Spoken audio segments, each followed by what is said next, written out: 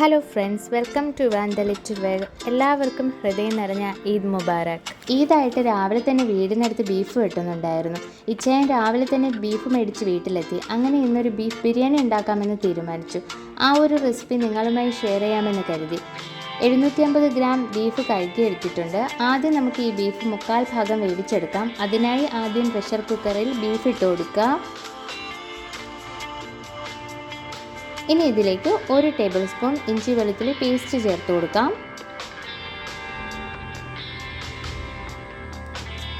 1/2 സവാള കട്ട് ചെയ്തത് ചേർത്ത് കൊടുക്കാം. 2 വറ്റൽമുളക് 2ആയി കട്ട് ചെയ്തതും കുറച്ച് കറിവേപ്പിലയും കുറച്ച് മല്ലിയിലയും ഇട്ട് കൊടുക്കാം. ആവശ്യത്തിന് ഉപ്പിട്ട് കൊടുക്കാം. ഇനി ഇതിലേക്ക് മസാലപ്പൊടികൾ ചേർത്ത് കൊടുക്കാം. 1/2 ടേബിൾ സ്പൂൺ മുളക് പൊടി, 1 ടേബിൾ സ്പൂൺ മല്ലിപ്പൊടി, 1/4 ടീസ്പൂൺ മഞ്ഞൾപ്പൊടി, 1/2 ടേബിൾ സ്പൂൺ ഗരം മസാല.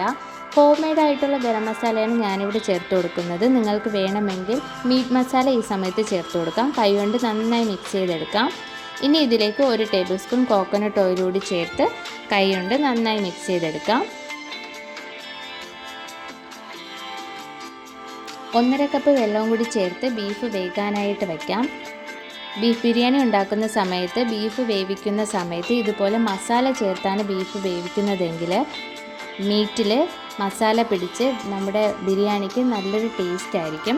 ഇനി നമുക്ക് ബിരിയാണിക്ക് വേണ്ട റൈസ് എടുത്ത് വയ്ക്കാം. ഇവിടെ വീനസ് ബിരിയാണി റൈസാണ് എടുത്തിട്ടുള്ളത്. 5 കപ്പ് വീനസ് റൈസ് നന്നായി കഴുകി വെള്ളം വീട്ടി അരമണിക്കൂർ കുതിരാനായി മാറ്റി വയ്ക്കുകയാണ്. 5 വിസിൽ കേട്ടിട്ടുണ്ട്. ബീഫിൽ മസാല പിടിച്ചിട്ടുണ്ട്. 1/4 ഭാഗം ബീഫ് വെന്ത് വന്നിട്ടുണ്ട്. നമുക്കിനി ബിരിയാണി ഉണ്ടാക്കാം. പ്രഷർ കുക്കർ അടുപ്പിൽ വെച്ച് ചൂടാകുമ്പോൾ 5 ടേബിൾ സ്പൂൺ സൺഫ്ലവർ ഓയിലും 2 ടേബിൾ സ്പൂൺ നെയ്യും ചേർത്ത് കൊടുക്കാം. ഇവിടെ ബിരിയാണിക്കായി പട്ട, ഗ്രാമ്പു, ഏലക്ക, തക്കോലം, കുരുമുളക്, ബേ ലീഫ് ചേർത്തിട്ടുണ്ട്. ഇത് നന്നായി മിക്സ് ചെയ്യാം. ഈ ഒരു മസാലകൾ ചൂടായി വരുമ്പോൾ 3 മീഡിയം സൈസ് സവാള സ്ലൈസ് ചെയ്തത് ചേർത്ത് കൊടുക്കാം. സവാള ഒന്ന് മിക്സ് ചെയ്ത ശേഷം 4 പച്ചമുളക് ഇട്ട് കൊടുക്കുക. ഇനി ഇതിലേക്ക് 1 ടേബിൾ സ്പൂൺ ഇഞ്ചി, 1 ടേബിൾ സ്പൂൺ വെളുത്തുള്ളി ചേർത്ത് നന്നായിട്ടൊന്ന് മിക്സ് ചെയ്തെടുക്കുക. ഇതിൻ്റെ പച്ചമണമൊക്കെ മാറുന്നത് വരെ മിക്സ് ചെയ്ത് ഉള്ളി ഒന്ന് വേകുന്നത് വരെ മിക്സ് ചെയ്തെടുക്കുക. ഇനി ഇതിലേക്ക് 2 രമ്പയില 2ആയി കട്ട് ചെയ്ത് ചേർത്ത് കൊടുക്കുന്നുണ്ട്. രമ്പയില ബിരിയാണിക്ക് നല്ലൊരു ഫ്ലേവർ നൽകും. 3 മീഡിയം സൈസ് തക്കാളി കട്ട് ചെയ്ത് ചേർത്ത് കൊടുക്കാം. തക്കാളി ഒന്ന് വാടി വരുമ്പോൾ 1 കൈപ്പിടി പുതിനയില, 1 കൈപ്പിടി മല്ലി ഇല ചേർത്ത് നന്നായിട്ടൊന്ന് മിക്സ് ചെയ്ത് കൊടുക്കാം. ഇനി ഇതിലേക്ക് മസാലപ്പൊടികളൊക്കെ ഒന്ന് ചേർത്ത് കൊടുക്കാം. 1/2 table spoon Kashmiri chilli powder, 1/4 table spoon മുളക് പൊടി, 1/2 ടേബിൾ സ്പൂൺ മല്ലിപ്പൊടി, 1 ടേബിൾ സ്പൂൺ ബിരിയാണി മസാല ഇവ ചേർത്ത് കൊടുക്കുക. നന്നായിട്ടൊന്ന് മിക്സ് ചെയ്തെടുക്കാം. ഇപ്പോൾ നമ്മൾ ഈ ബിരിയാണിക്കായിട്ട് 1.25 ടേബിൾ സ്പൂൺ മുളക് പൊടി ചേർത്തിട്ടുണ്ട്.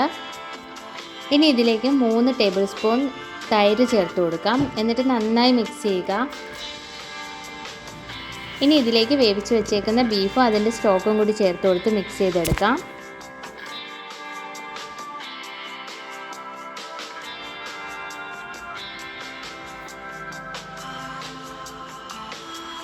ആവശ്യത്തിന് ഉപ്പ് ചേർത്ത് കൊടുക്കാം.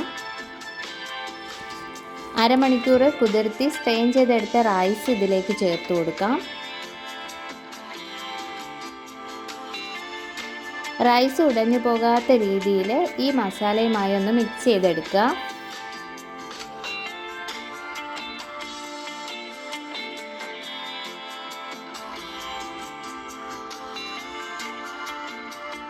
റൈസ് നന്നായി മിക്സ് ചെയ്തെടുത്തിട്ടുണ്ട്.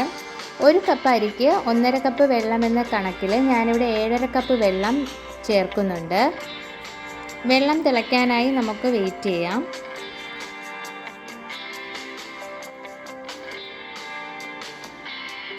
വെള്ളം നന്നായി തിളച്ചിട്ടുണ്ട്. ഇനി ഇതിലേക്ക് അരമുറി നാരങ്ങ നീര് ചേർത്ത് കൊടുക്കാം.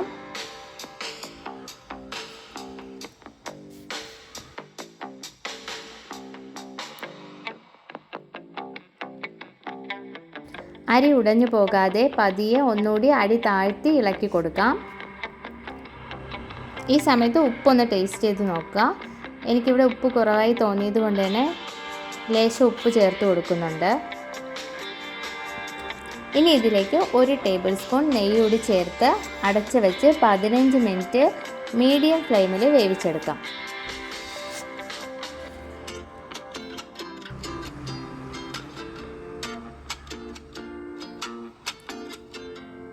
പതിനഞ്ച് മിനിറ്റ് ആയിട്ടുണ്ട്. പ്രഷർ പോകാനായിട്ട് വെയിറ്റ് ചെയ്യരുത്. പ്രഷർ തുറന്ന് വിട്ട് അടപ്പെടുത്ത് മാറ്റാം. റെസ്റ്റോറൻറ്റിലൊക്കെ ദം പൊട്ടിക്കുമ്പോൾ കിട്ടുന്ന അതേ ഒരു ബിരിയാണിയുടെ ഫ്ലേവേർഡ് മണമാണ് നമ്മളിട്ട മസാലയുടെയും മീറ്റിൻ്റെയൊക്കെ നല്ലൊരു മണം. റൈസ് പരസ്പരം ഒട്ടിപ്പോകാതെ നല്ല പെർഫെക്റ്റ് ആയിട്ടുള്ളൊരു ബിരിയാണി ഇവിടെ കിട്ടിയിട്ടുണ്ട്.